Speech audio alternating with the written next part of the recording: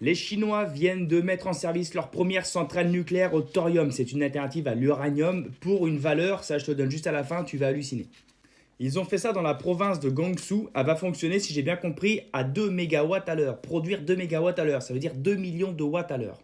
C'est une centrale nucléaire plus sûre, des déchets plus sûrs, des gisements de combustible, donc le thorium peut s'extraire plus facilement à des endroits comme l'Australie et notamment en Afrique aussi. Elle est plus petite, plus rapide à construire, moins coûteuse.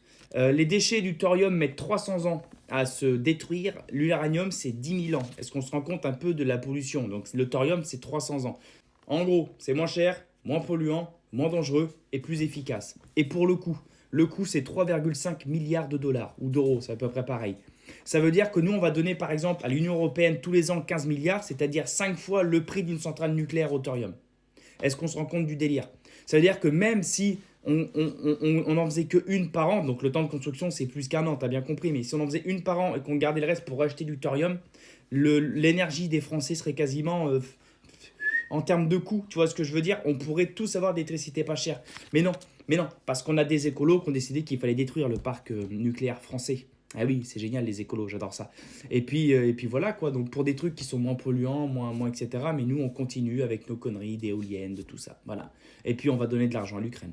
On va donner de l'argent à Pfizer. On va donner de l'argent à l'Union européenne. Mais pour nos centrales nucléaires, il n'y a rien du tout quoi.